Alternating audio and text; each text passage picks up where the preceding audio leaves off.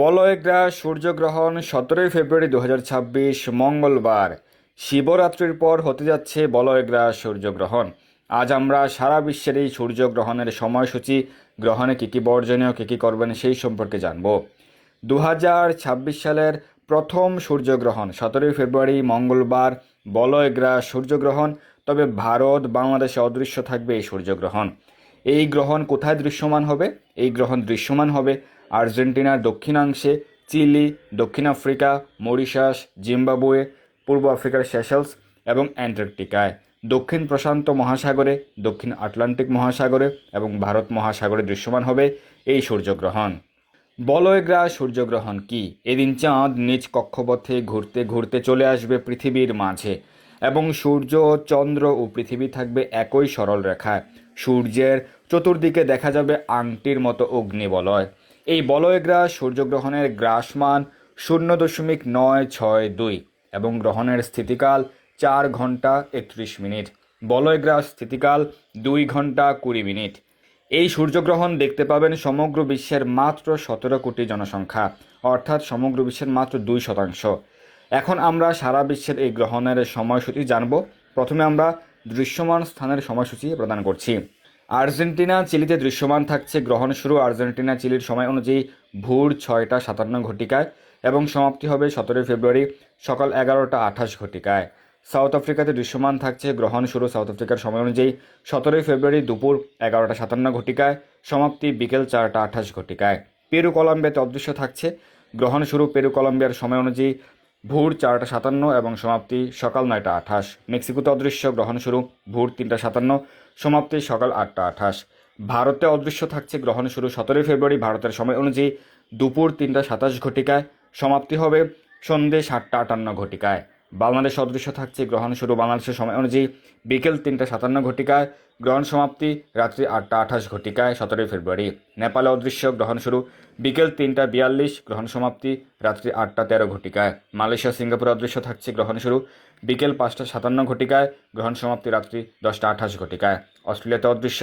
গ্রহণ শুরু রাত্রি 8টা 57 ঘটিকায় এবং সমাপ্তি হবে মধ্যরাত্রি 1টা 28 ঘটিকায়, যেটি ঘড়ির কাঁটার হিসেবে 18 তারিখ হয়ে যায়। নিউজিল্যান্ডে অদৃশ্য থাকছে। গ্রহণ শুরু 17 ফেব্রুয়ারি রাত্রি 10টা 57 ঘটিকায় এবং সমাপ্তি হবে 18 ফেব্রুয়ারি ভোর 3টা 28 ঘটিকায়। জাপান, দক্ষিণ কোরিয়াতে অদৃশ্য। গ্রহণ শুরু 17 ফেব্রুয়ারি সন্ধ্যা 6টা 57 ঘটিকায় এবং সমাপ্তি রাত্রি 11টা 28 ঘটিকায়। চীন, ব্রুনেইতে অদৃশ্য। গ্রহণ শুরু বিকেল 5টা 57 এবং সমাপ্তি রাত্রি 10টা 28। এবং মধ্যপ্রাচ্যের ক্ষেত্রে দুবাই, আরব আমিরাত, ওমানে অদৃশ্য থাকছে। গ্রহণ শুরু 17 ফেব্রুয়ারি দুপুর 1টা 57 ঘটিকায়, সমাপ্তি সন্ধ্যা 6টা 28 ঘটিকায়। বাহরাইন, কুয়েত, কাতার, সৌদি আরব অদৃশ্য। গ্রহণ শুরু দুপুর 12টা 57 ঘটিকায়, সমাপ্তি বিকেল 5টা 28 ঘটিকায়। লন্ডন, পর্তুগাল অদৃশ্য। গ্রহণ শুরু 17 ফেব্রুয়ারি সকাল 9টা 57 ঘটিকায়, সমাপ্তি দুপুর 2টা 28 ঘটিকায়। Italy, France, Spain, Germany, Poland, ক্রোয়েশিয়ার সময় অনুযায়ী গ্রহণ শুরু সকাল 10টা 57 ঘটিকায়, সমাপ্তি বিকেল 3টা 28 ঘটিকায়। রাশিয়াতে অদৃশ্য। গ্রহণ শুরু দুপুর 12টা 57 ঘটিকায়, সমাপ্তি বিকেল 5টা 28 ঘটিকায়। আমেরিকাতে অদৃশ্য থাকছে। আমেরিকার নিউ ইয়র্কের সময় অনুযায়ী গ্রহণ শুরু 17 ফেব্রুয়ারি ভোর 4টা 57 ঘটিকায়, সমাপ্তি সকাল 9টা 28 ঘটিকায়। আমেরিকার ডালাস, টেক্সাসের সময় অনুযায়ী 17 ফেব্রুয়ারি ভোর 3টা 57 ঘটিকায় এবং সমাপ্তি সকাল 8টা 28 ঘটিকায়। ক্যালিফোর্নিয়ার সময় অনুযায়ী রাত্রি 1টা 57 ঘটিকা থেকে 17 ফেব্রুয়ারি সকাল 6টা 28 ঘটিকা পর্যন্ত। কানাডার মন্ট্রিয়ালের সময় অনুযায়ী গ্রহণ শুরু ভোর 4টা 57 ঘটিকায় 17 ফেব্রুয়ারি এবং সমাপ্তি সকাল 9টা 28 ঘটিকায়। ব্রিটিশ কলম্বিয়ার সময় অনুযায়ী 1টা 57 থেকে ভোর 6টা 28 ঘটিকা পর্যন্ত 17 ফেব্রুয়ারি। পরবর্তী সূর্যগ্রহণ হবে 2026 সালের 12ই আগস্ট। আমরা সারা বিশ্বে গ্রহণের সময়সূচি জেনে গেলাম। এখন আমরা জানবো যে গ্রহণে কী কী বর্জনীয়, কী কী করবেন। তো গ্রহণের সময় কী কী নিষেধ? গ্রহণের সময় খাবার গ্রহণ করা, রান্না, তেল মালিশ, পানীয় জল গ্রহণ এবং চুল আঁচড়ানো, দাঁত ব্রাশ করা, পরনিন্দা, ঘুমানোর প্রভৃতি ক্রিয়াকলাপে জড়িত থাকা বর্জনীয়।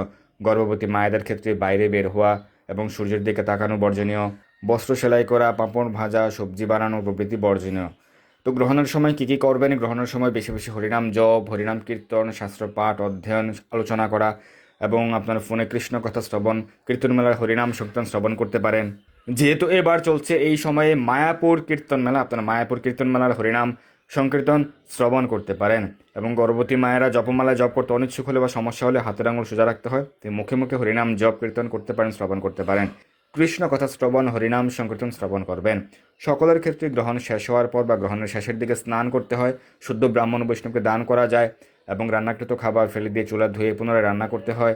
গ্রহণকালে ভগবানের সেবা পূজা আরতির সময় পড়লে মন্দিরে ভগবানের সেবা পূজা আদি যথারীতি চলে। অনেকে বলে থাকে যে গ্রহণের সময় ভগবানের বিগ্রহ ঢেকে রাখতে হয় কিনা, না, এটি ভুল কথা।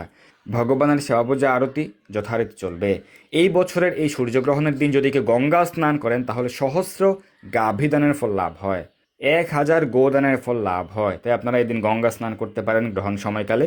যদি গঙ্গায় বা যে কোনো পবিত্র নদীতে স্নান করতে সক্ষম না হন, আপনার বাড়িতেই স্নানাগারে 3 বার গঙ্গা গঙ্গা গঙ্গা উচ্চারণ করে স্নান করতে পারেন। দক্ষিণ আমেরিকার আর্জেন্টিনা, চিলি, দক্ষিণ আফ্রিকা, মরিশাস সহ যে সকল স্থানে গ্রহণ দৃশ্যমান হবে সেই সকল স্থানে অবশ্যই গ্রহণের নিয়মাবলী পালন করতে হবে। তবে ভারত, বাংলাদেশ, মধ্যপ্রাচ্যের দেশসমূহ, এশিয়া, অস্ট্রেলিয়া, ইউরোপ মহাদেশ প্রভৃতি যে সকল স্থানে এই সূর্যগ্রহণ অদৃশ্য তাদের ক্ষেত্রে এই নিয়মাবলী পালন বাধ্যতামূলক নয়। তবে কেউ চাইলে গ্রহণের নিয়মাবলী পালন করতে পারেন, যেহেতু এই গ্রহণ আমাদের গ্রহেই হচ্ছে। তবে গর্ভবতী মায়েদের ক্ষেত্রে গ্রহণের নিয়মাবলী পালন করাই উত্তম, যাতে গ্রহণের সময় নির্গত রশ্মির প্রভাব যেন সন্তানের কোনোরূপ সমস্যা না করে। তবে গ্রহণের নিয়মাবলী কিন্তু কুসংস্কার নয়, এটি শাস্ত্রীয় এবং বৈজ্ঞানিকভাবে স্বীকৃত। তাই কোনোরূপ অপ্রীতিকর মন্তব্য করার মাধ্যমে আপনি ব্যক্তিত্বহীনতার পরিচয় দিবেন না। কৃষ্ণ সেবায় যুক্ত থাকুন, বেশি বেশি হরিনাম জপ কীর্তন করুন। ধন্যবাদ সবাইকে। হরে কৃষ্ণ।